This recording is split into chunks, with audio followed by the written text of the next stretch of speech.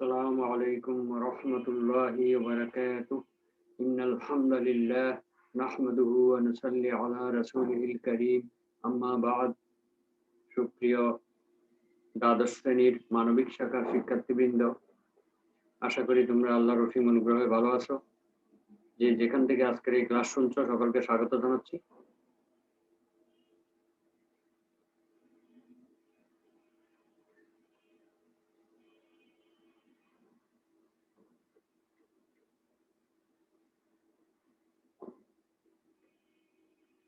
ইসলাম শিক্ষা প্রথম পত্র পঞ্চম অধ্যায় ইসলামের অর্থ ব্যবস্থা, এই অধ্যায়ের আজকে সর্বশেষ পাঠ 10 আলোচনা হবে। এরপরে আমরা ষষ্ঠ অধ্যায়ে চলে যাব ইনশাআল্লাহ। আউযু বিল্লাহি মিনাশ শাইতানির রাজীম, বিসমিল্লাহির রহমানির রহিম। পাঠ 10 হলো ইসলামী ব্যাংকের গুরুত্ব ও প্রয়োজনীয়তা, importance and need of Islamic banking. একজন মুসলমানের জীবনে ইসলামী ব্যাংকের গুরুত্ব অসীম, কারণ আর্থিক লেনদেনের জন্য সুদমুক্তভাবে লেনদেন করতে গেলে ইসলামিক নিয়মে শরিয়া অনুযায়ী পরিচালিত ব্যাংকিং ব্যবস্থার সঙ্গে সম্পৃক্ত থেকে লেনদেন করতে হবে। ইসলামী ব্যাংকের সাফল্যের কারণে পৃথিবীতে প্রায় 200 ইসলামী ব্যাংক তাদের কার্যক্রম চালিয়ে যাচ্ছে। বাংলাদেশে ইসলামিক ব্যাংকিং কার্যক্রম শুরু হয় 1983 সালে। এই বছরেই ইসলামী ব্যাংক বাংলাদেশ লিমিটেড নামে সর্বপ্রথম ইসলামিক ব্যাংকিং চালু হয়। এরপর থেকে এই ব্যাংকের ধারাবাহিক সাফল্যে উদ্বুদ্ধ হয়ে আমাদের দেশে আরো বেশ কয়েকটি পূর্ণাঙ্গ ইসলামিক ব্যাংক চালু হয়েছে, যেমন আল আরাফা ইসলামী ব্যাংক, শাহজালাল ইসলামী bank, social Islamic bank, first security Islamic bank, Exim bank Bangladesh ইত্যাদি। এইসব এখনো আরো নতুন নতুন ব্যাংক হচ্ছে, এবং কিছু কিছু সুদভিত্তিক ব্যাংকও তাদের ইসলামিক ব্যাংকিং উইন্ডো চালু করে ইসলামিক ব্যাংকিং চালু করার চেষ্টা চালাচ্ছে।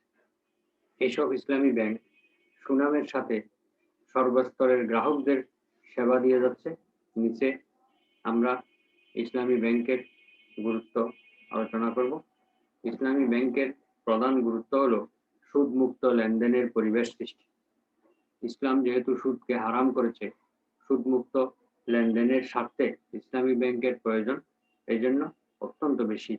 শরিয়াতে সুদকে হারাম ঘোষণা করে আল্লাহ তাআলা বলেছেন, আউযু বিল্লাহি মিনাশ শাইতানির রাজীম, আল্লাযীনা ইয়াকুলুনার রিবা লা ইয়াকুমু কামা ইয়াকুমুল্লাযী ইয়াতাখাব্বাতুহুশ শাইতানু মিনাল মাস। যারা সুদ ভক্ষণ করে তারা কিয়ামতের দিন এমন ভাবে দণ্ডায়মান হবে যেন শয়তান তাকে স্পর্শ করে পাগল করে দিয়েছে। অর্থাৎ জিনে ধরা রোগীর মতো পাগল প্রায় অবস্থায় সে হাসরের ময়দানে উঠবে। যালিকা বিআন্নাহুম ক্বালু ইন্নামাল বাইউ মিসলুর রিবা। এটা এই জন্য যে তারা বলে যে সুদ তো ব্যবসার মতো, ব্যবসায় যেমন লাভ করা হয় সুদের মধ্যেও লাভ করা হয়, এটা ব্যবসার মতো। এই কারণে আল্লাহ তাআলা বলছেন ওয়া হাল্লাল্লাহুল বাইআ ওয়া হাররামার রিবা। অথচ আল্লাহ তাআলা ব্যবসাকে হালাল করেছেন, সুদকে হারাম করেছেন। সুতরাং আল্লাহ যেটা হালাল করেছেন সেটা আমাদের গ্রহণ করতে হবে, যেটা আল্লাহ নিষেধ করেছেন সেটাকে আমাদেরকে বর্জন করতে হবে। কিন্তু অবিশ্বাসীগণ সেটা না করে তারা আরো উল্টো যুক্তি দিয়ে বলতো ব্যবসাও তো সুদের মতো। এই জন্যই আল্লাহ তাআলা তাদেরকে পাগল অবস্থায় কিয়ামতের ময়দানে তুলবেন। আফাজানাল্লাহু মিন যালিক। এরপর আল্লাহ বলতেছেন, অতঃপর যারা তাদের প্রতিপালকের পক্ষ থেকে নির্দেশ আসার পরে তারা সুদের লেনদেন থেকে বিরত থেকেছে, তবে অতীতে যা হয়ে গেছে তা তারই থাকবে, আর তার কৃতকর্মের সিদ্ধান্তের ব্যাপারটি আল্লাহর উপরেই ন্যস্ত থাকবে। আগে যা করে ফেলছে সেটার ব্যাপারে আল্লাহ তাআলা যে সিদ্ধান্ত নেন সেটাই হবে। আর যারা পুনরায় সুদ নেওয়া শুরু করবে তারা মূলত জাহান্নামের অধিবাসী হবে, সেখানে তারা চিরকাল অবস্থান করবে। সূরা বাকারা 175 নম্বর আয়াতে এই বিষয়টি উল্লেখ করা হয়েছে। আল্লাহ তাআলা আরো বলেন, ইয়া আইয়ুহাল্লাযীনা আমানুত্তাকুল্লাহা ওয়া যারু মা বাকিয়া মিনার রিবা ইন কুনতুম মুমিনিন। হে বিশ্বাসীগণ, তোমরা যদি সত্যিকারের মুমিন হয়ে থাকো তাহলে তোমরা আল্লাহকে ভয় করো এবং সুদের যা কিছু লেনদেন আছে, বকেয়া আছে, সবকিছু পরিহার করো, সবকিছু ত্যাগ করো। অর্থাৎ আল্লাহকে ভয় করলে অথবা মুমিন হয়ে থাকলে এই শর্ত করেছেন আল্লাহ তাআলা। তোমরা যদি বিশ্বাসী হও তাহলে তোমরা সুদের লেনদেন বন্ধ করো, আর যদি বিশ্বাসী না হও তাহলে সুদের লেনদেন করতে থাকো। এরপরে আল্লাহ বলছেন সূরা বাকারার পরবর্তী আয়াতে 279 নম্বর আয়াতে, ফাইন লাম তাফআলু ফাযানু বিহারবিন মিনাল্লাহি ওয়া রাসূলিহি ইন তুবতুম ওয়া ইন তুবতুম ফালাকুম রুউসু আমওয়ালিকুম লা তাযলিমুনা ওয়া লা তুযলামুন। কিন্তু তোমরা যদি সুদের লেনদেন বন্ধ না করো তাহলে তাহলে তাদেরকে আল্লাহ এবং রাসূলের সাথে যুদ্ধের ঘোষণা দিয়ে দাও। অর্থাৎ আল্লাহ এবং রাসূলের সাথে যেন তারা যুদ্ধের প্রস্তুতি নেয়। তারা যে আল্লাহর সঙ্গে এবং রাসূলের সঙ্গে যুদ্ধ করবে, তারা এমন তাদের অবস্থা হবে। অর্থাৎ আল্লাহ এবং রাসূলের সঙ্গে যুদ্ধ করা এটি যেমন বিশাল অপরাধ, গুরুতর অপরাধ, ঠিক তদ্রূপ তারা সুদের লেনদেন বহাল রাখার মাধ্যমে যেন আল্লাহ এবং রাসূলের সাথে বিরুদ্ধাচরণ করে যুদ্ধ ঘোষণা করেছে, তাদের অবস্থা তাই হবে। ওয়া ইন তুবতুম ফালাকুম রুউসু আমওয়ালিকুম। আল্লাহ তাআলা একটা সুযোগ দিয়ে বলছেন, যদি তোমরা তওবা করে নাও অর্থাৎ সুদের থেকে বিরত থাকো তাহলে মূলধন তোমাদের প্রাপ্য হবে। সুদের মধ্যে যে মূলধন তোমরা বিনিয়োগ করেছ সেই মূলধন তোমরা ফেরত পাবে। ওয়ালা তাজলিমুনা ওয়ালা তুজলামুন। তোমরাও অবিচার করবে না, তোমাদের উপরও অবিচার করা হবে না। মূলধন ফেরত পেলেই তো তার আসলটা পেয়ে গেল, আর কোনো লস নেই। তাই তাদের প্রতি অবিচার করা হবে না। আল্লাহ তাআলা সূরা আলে ইমরানের 130 নম্বর আয়াতে বলেন, ইয়া আইয়ুহাল্লাযীনা আমানু লা তাকুলুর রিবা আযআফাম মুদাআফা ওয়াত্তাকুল্লাহা লাআল্লাকুম তুফলিহুন। হে মুমিনগণ, তোমরা চক্রবৃদ্ধি হারে সুদ ভক্ষণ করো না। তোমরা আল্লাহকে ভয় করে চলো, আশা করা যায় তোমরা সঠিক পথ প্রাপ্ত হবে। অর্থাৎ চক্রবৃদ্ধি হারে সুদ খাওয়া যাবে না। সুদের উপরে সুদ, সুদের টাকার উপরে আবার তার উপরেও সুদ বসানো, এটা চক্রবৃদ্ধি সুদ। এটাকেও আল্লাহ নিষেধ করে দিয়েছেন। কারণ মানুষের মধ্যে এই প্রবণতা দীর্ঘদিন আগে থেকেই চলে আসছে। এভাবে রাসূল সাল্লাল্লাহু আলাইহি ওয়াসাল্লাম বিভিন্ন হাদিস দ্বারাও সুদকে হারাম করে দিয়েছেন। যেমন একটি হাদিসে নবীজি বলেন, আন জাবিরিন রাদিয়াল্লাহু আনহু قال লাআনা রাসূলুল্লাহি সাল্লাল্লাহু আলাইহি ওয়াসাল্লাম আকিলার রিবা ওয়া মুকিলাহু ওয়া কাতিবাহু ওয়া শাহিদাইহি ওয়া ক্বালা হুম সাওয়া। হযরত জাবের রাদিয়াল্লাহু আনহু থেকে বর্ণিত, তিনি বলেন রাসূল সাল্লাল্লাহু আলাইহি ওয়াসাল্লাম সুদ গ্রহীতা, সুদদাতা, সুদের লেখক এবং সুদের লেনদেনের দুজন সাক্ষীর উপরে অভিসম্পাত করেছেন, অভিশাপ দিয়েছেন। তিনি বলেছেন, পাপের দিক থেকে তারা সকলেই সমান। যে সুদ দেয়, যে সুদ খায়, যে সুদের দলিল লেখে এবং যে দুজন সাক্ষী থাকে, তারা সবাই অপরাধের দিক থেকে সমান বলা হয়েছে। মুসলিম শরীফে এই হাদিসটি উল্লেখ রয়েছে। তাহলে বোঝা গেল সুদের কোনোভাবেই সুদের সঙ্গে লেনদেনে সম্পৃক্ত হওয়া যাবে না। হইলেই তারা সমান অপরাধী হয়ে যাবে। কোনো অবস্থাতেই একজন মুসলিম সুদের সঙ্গে সম্পৃক্ত থাকতে পারে না। এরপরে আম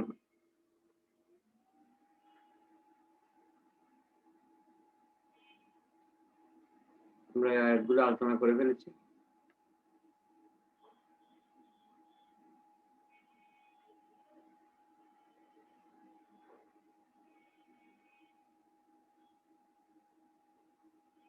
দ্বিতীয় হলো স্বল্পবিত্তের লোকদের সুদমুক্ত ঋণ সুবিধা দান।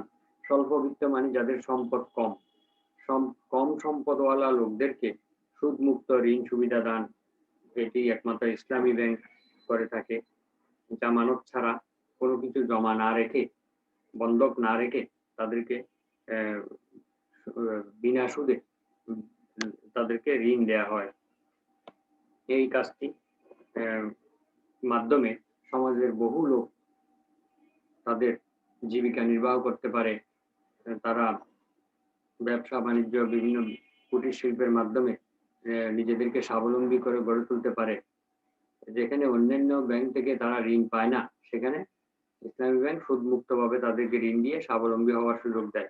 এই জন্য ইসলামী ব্যাংকের গুরুত্ব অপরিসীম। তৃতীয় হলো উদ্যোক্তা উন্নয়ন ও কর্মসংস্থান। যারা উদ্যোগ নিয়ে কোনো কিছু করতে চান, কোনো ব্যবসা, কোনো উৎপাদন, কোনো শিল্প কারখানা গড়ে তুলতে চান, তাদের উন্নয়ন এবং তাদের কর্মসংস্থানের জন্য ইসলামী ব্যাংক অর্থায়ন করে থাকে, কাজ করে থাকে। যদি কোনো কারণে ক্ষতির সম্মুখীন হয়, তাহলে প্রচলিত ব্যাংক সেই দায় বহন করে না। সম্পূর্ণ ক্ষতি বহন করতে হয় উদ্যোগী, ঋণ গ্রহীতা, ব্যবসায়ী বা প্রতিষ্ঠানকে। তো দেখা যায় যে এই ধরনের উদ্যোক্তাগণ 3 ধরনের ক্ষতির সম্মুখীন হয়। প্রথমত, উদ্যোক্তা ব্যক্তি বা প্রতিষ্ঠানের যে শ্রম ও সার্বিক প্রয়াস নিয়োজিত করার পর উক্ত ব্যক্তি বা প্রতিষ্ঠান যে ক্ষতির সম্মুখীন হলেন, তার সেই শ্রম বা প্রয়াস অন্য কোনো প্রতিষ্ঠানের নিকট বিক্রি করলে অবশ্যই সেই একটা দাম পেত। কিন্তু নিজের নিজের এই লাভের আশায় তিনি বিনা বেতনে কাজ করেছেন, শ্রম দিয়েছেন, এটা তার একটা বিরাট ক্ষতি হয়ে গেল, বেতন পেলেন না। দ্বিতীয় ক্ষতি হলো ঋণ গ্রহীতা তার শিল্প বা ব্যবসা প্রতিষ্ঠানে নিজ উদ্যোগে যেই পরিমাণ মূলধন বিনিয়োগ করেছেন, তা ক্ষতি হওয়ার ফলে কোনো মুনাফা তো পাচ্ছেই না, বরং ব্যবসায়ের ক্ষতি তাকে বহন করতে হলো, ফলে তার নিয়োজিত মূলধনের পরিমাণও কমে গেল। তৃতীয় ক্ষতি হলো মূলধনের এই বিরাট ক্ষতি হওয়ার পর তার উপর সুদের আরেক বোঝা চাপে, যার দায় দায়িত্ব সম্পূর্ণভাবে তাকেই বহন করতে হয়। যে ব্যাংক অর্থ বিনিয়োগ করেছে বা যে প্রতিষ্ঠান তাকে সুদের মাধ্যমে অর্থ দিয়েছে ব্যবসা করার জন্য, উদ্যোগ নেওয়ার জন্য, সেই বিরাট অঙ্কের টাকা যা কোনো অবস্থাতেই ক্ষমা পায় না, তাকে যে কোনোভাবে এটা পরিশোধ করতে হয়।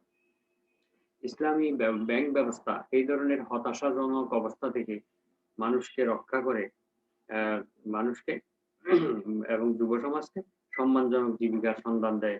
এখানে ক্ষতি শুধুমাত্র ব্যক্তি বহন করে না, বরং ব্যাংকও এখানে ক্ষতি বহন করে। তাই এটি একটি খুবই জনবান্ধব ইসলামিক ব্যাংকিং ব্যবস্থা। চতুর্থ হলো অত্যাবশ্যকীয় উৎপাদন নিশ্চিত করা। সুদী ব্যবস্থায় উৎপাদকের পরিচালনা ব্যয়ের পাশাপাশি একটি নির্দিষ্ট আর্থিক ব্যয়ও থাকে। এই আর্থিক ব্যয় সাধারণত সুদের হারের সমান। কিন্তু ইসলামী বিনিয়োগ পদ্ধতিতে নির্দিষ্ট কোনো ব্যয়ের ব্যবস্থা নেই। যেমন প্রচলিত ব্যবস্থায় সুদের হার যদি 15% হয়, তার অর্থ হচ্ছে উৎপাদককে কাঙ্ক্ষিত লাভের পর্যায়ে পৌঁছতে গেলে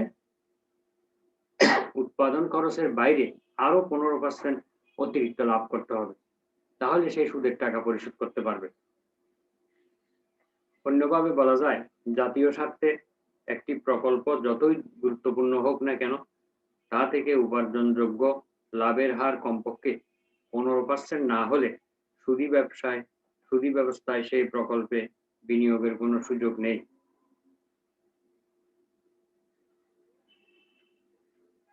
5 নম্বর হলো দেউলিয়াত্বের হাত থেকে ব্যাংকিং সেক্টরকে রক্ষা করা। ব্যাংকের ব্যবসাকে বলা হয় পরের ধনে পোদ্দারি। সেই কারণে ব্যাংক ব্যবসায় 100% বিশ্বাসের উপর প্রতিষ্ঠিত। কোনো ব্যাংকের উপর একবার মানুষের আস্থা নষ্ট হয়ে গেলে তা আর ফিরে পাওয়া যায় না। আর কোনো ব্যাংকের দেউলিয়া হওয়ার অর্থ হলো আমানতকারীদের চূড়ান্ত সর্বনাশ করা। সুদী ব্যাংকিং জগতে প্রায়শই এই দুর্ঘটনা ঘটতে দেখা যায়।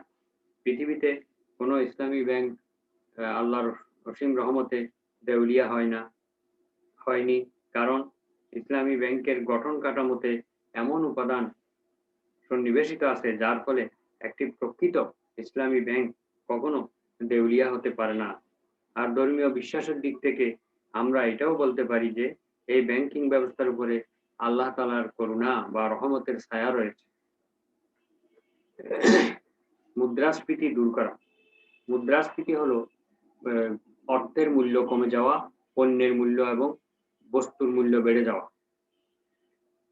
অর্থাৎ এই মুদ্রাস্ফীতি সুদ ভিত্তিক ব্যাংকিং বাণিজ্যিক ব্যাংক ইসলামী ব্যাংকের ন্যায় ক্রয় বিক্রয় করে না, শুধুমাত্র তারা ঋণ দান করে। ব্যাংক যখন কোনো গ্রাহককে ঋণ দান করে তখন তার ঋণের অর্থ হাতে না দিয়ে তরফা দাখিলার নিয়মানুসারে ব্যাংকে রক্ষিত গ্রাহকের অ্যাকাউন্ট নম্বরে মঞ্জুরিকৃত ঋণের অর্থ জমা করে। এই প্রক্রিয়ায় ব্যাংকে মাধ্যমিক আমানতের নতুন একটি ধারা শুরু হয়, ফলে ব্যাংকের মোট আমানতের পরিমাণ বেড়ে যায়।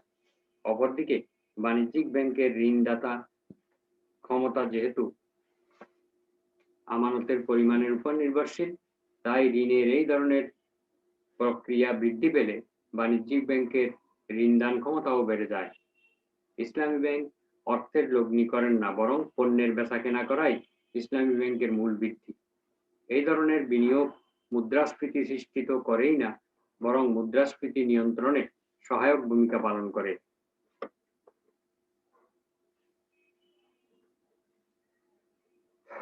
7 নম্বর হলো সৌহার্দ্যমূলক সহযোগিতায় আয় নিশ্চিত করা। সৌহার্দ্য মানে সম্প্রীতি, পারস্পরিক মমত্ববোধ, পারস্পরিক ভালোবাসার মূলক সহযোগিতায় আয় নিশ্চিত করা।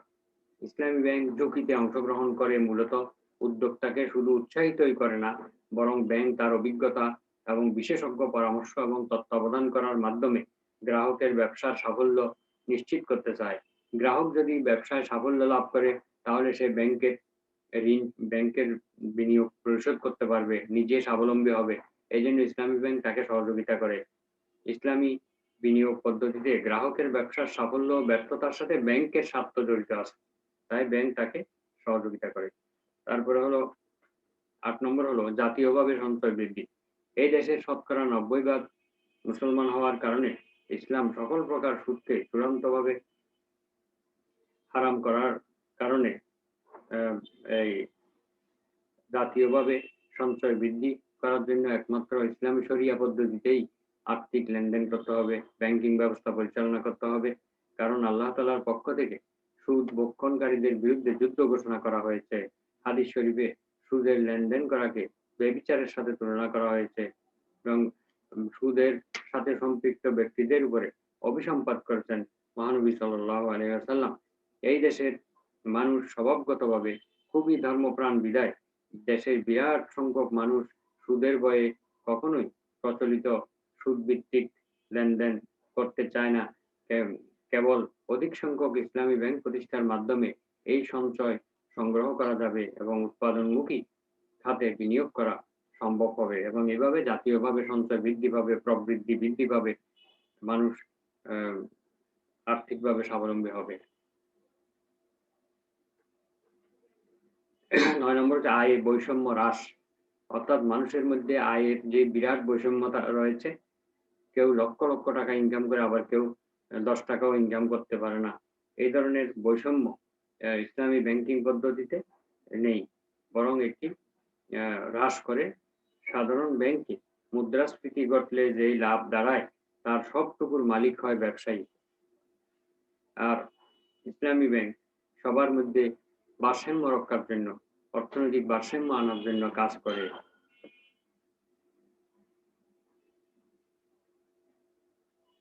10 নম্বর মুসলিম আমানতকারীদের স্বার্থ রক্ষা।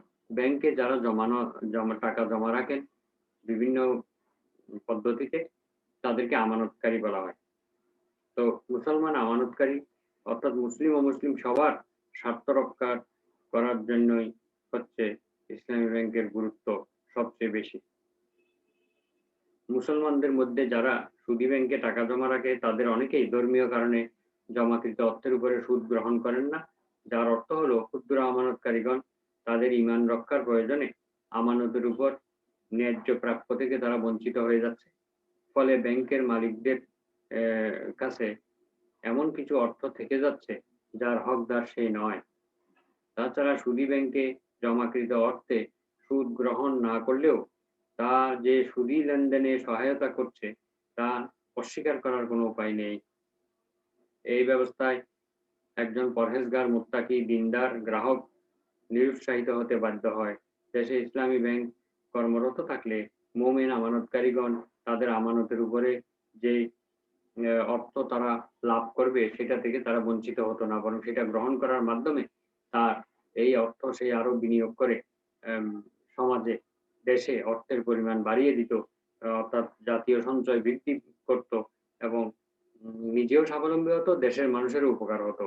এখন ধর্মীয় কারণে সে এই অর্থ গ্রহণ করতে পারছে না, নিজেও উপকৃত হতে পারছে না এবং অন্যকেও উপকার করতে পারছে না। তাই ইসলামী ব্যাংকিং ব্যবস্থা গুরুত্ব অপরিসীম। পরিশেষে আমরা বলতে পারি যে বর্তমান সভ্যতায় ব্যাংকের প্রয়োজনীয়তা এবং গুরুত্ব অনেক বেশি। আর্থিক লেনদেন, মানুষের অর্থ জমা রাখা, বিপদ-আপদ থেকে অর্থগুলোকে নিরাপদে রাখা। এজন্য ব্যাংকের সঙ্গে লেনদেন, ব্যাংকের সাথে সম্পৃক্ততা এটি অত্যন্ত জরুরি।